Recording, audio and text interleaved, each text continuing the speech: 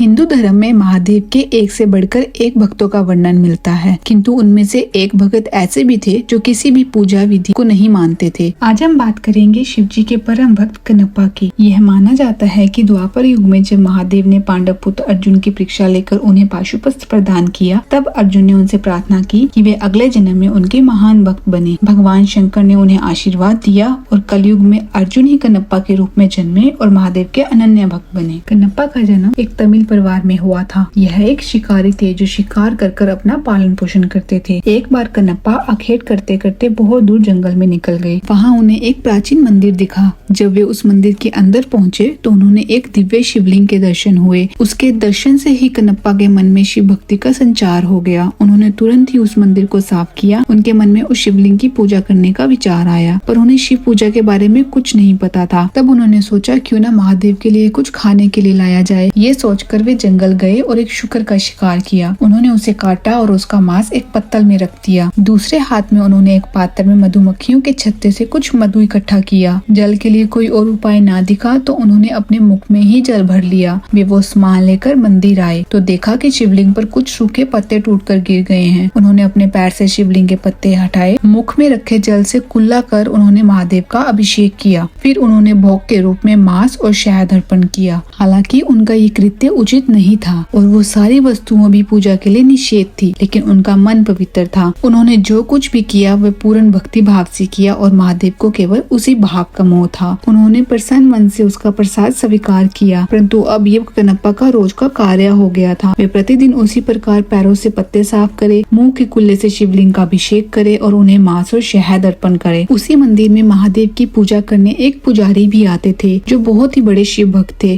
कनप्पा की पूजा करने के बाद अगले दिन जब वे आए तो देखा कि पूरे मंदिर में वहाँ मांस के टुकड़े पड़े हैं। वे बड़े दुखी हुए और तत्काल मंदिर को जल से धोकर पूजा की, किंतु अब रोज रोज उन्हें मंदिर में मांस मिलने लगा। ये देखकर एक दिन उन्होंने निश्चय किया कि वे पता करके रहेंगे कि कौन है जो रोज मंदिर को अपवित्र कर देता है। यही सोचकर वे रात को वहाँ रुक गए। हर रोज की तरह उस दिन भी कनप्पा वहाँ आए और उन्होंने पैर से पुजारी द्वारा शिवलिंग पर चढ़े पुष्प हटाए, कुल्ले से उनका अभिषेक किया और फिर शिवलिंग पर मांस और मधु चढ़ाया। पुजारी मंदिर के एक कोने से छिपकर ये सब देख रहे थे। उन्हें ये देखकर बड़ा क्रोध आ रहा था। वे ये तो समझ गए कि कनप्पा ऐसा केवल भक्ति के कारण कर रहे थे, जानबूझकर नहीं, परंतु फिर भी उन्हें उसके कार्य पर क्रोध आ रहा था। उसी समय उनके मन में विचार आया कि मैं इतने समय से शुद्ध चीजों से महादेव की पूजा करता हूँ, फिर भी मुझे उनके दर्शन कभी नहीं हुए। भला इस अपवित्र चीजों से पूजा करने वाले से महादेव कैसे प्रसन्न हो सकते हैं। वे पुजारी भी महादेव के भगत थे, इसलिए अपने भक्त का अभिमान भंग करने के लिए महादेव ने एक लीला रची। कनप्पा ने देखा कि अचानक शिवलिंग की एक आंख से रक्त बहने लगा है। अपने आराध्या को ऐसी दशा में देखकर कनप्पा बहुत दुखी हुआ। उसने पास पड़ी जड़ी बूटियों को शिवलिंग के नेत्र पर लगाया, किंतु रक्त का बहना नहीं रुका। उसे समझ नहीं आया कि वह क्या करे। उधर छिपकर सब देख रहे उन पुजारी को भी कुछ समझ नहीं आया। उन्हें लगा कि महादेव कनप्पा से दुखी हैं और उसी वजह से उनकी नेत्र से रक्त बह रहा है। उधर कनप्पा दुख के मारे रोने लगा। तभी उन्होंने सोचा कि यदि मैं अपनी एक आंख इस पर लगा दूं तो शायद रक्त का बहना रुक जाए। ये सोच उन्होंने अपने एक बाण से अपनी एक आंख निकाली और शिवलिंग के नेत्र पर रख दिया। इसे रक्त बहना बंद हो गया। कनप्पा की प्रसन्नता का ठिकाना ना रहा। तभी शिवलिंग के दूसरे नेत्र से भी रक्त निकलने लगा, परंतु अब कनप्पा को इसका उपचार मिल चुका था, इसलिए उसने अपने दूसरे नेत्र को भी निकालने का निश्चय किया। जब उसे ध्यान आया कि दूसरा नेत्र निकालने पर तो वो कुछ देख नहीं पाएगा, फिर सही स्थान पर नेत्र कैसे लगा पाएगा। ये सोचकर उसने अपने पैर का अंगूठा शिवलिंग के नेत्र पर रखा ताकि वे नेत्रहीन होकर भी अपने नेत्र सही स्थान पर लगा पाए। फिर जैसे ही उसने अपने बाण से अपना नेत्र निकालने का यत्न किया, महादेव ने स्वयं प्रकट होकर उसका हाथ पकड़ लिया। अपने आराध्या के दर्शन होते ही कनप्पा उनके चरणों में गिर पड़ा। महादेव ने उनके दोनों नेत्र भी ठीक कर दिए। तब बाहर छिपकर सब देख रहे ब्राह्मण भी अंदर आकर महादेव के चरणों में गिर पड़े। उन्होंने कहा, हे महादेव, मेरे मन में अहंकार आ गया था कि मैं आपका सबसे बड़ा भक्त हूँ, किंतु आज कनप्पा ने मेरे इस अभिमान को तोड़ दिया है। इनके कारण ही मुझे आज आपके दर्शन का सौभाग्य मिला है। आज मुझे समझ आ गया है कि आपको केवल भाव से ही प्राप्त किया जा सकता है, किसी पूजा पाठ से नहीं। तब महादेव ने दोनों को आशीर्वाद दिया और अंतर ध्यान हो गई। वर्तमान में आंध्र प्रदेश के तिरुपति जिला के कालहस्ती नामक जगह पर महादेव का वही शिवलिंग श्री कालहस्ती महादेव के नाम से स्थापित है। मान्यता है कि भक्तराज कनप्पा ने इन्हीं शिवलिंग पर अपने नेत्र अर्पण किए थे। अगर आपको ये वीडियो अच्छी लगी हो तो प्लीज चैनल को सब्सक्राइब और वीडियो को लाइक करना। हर हर महादेव।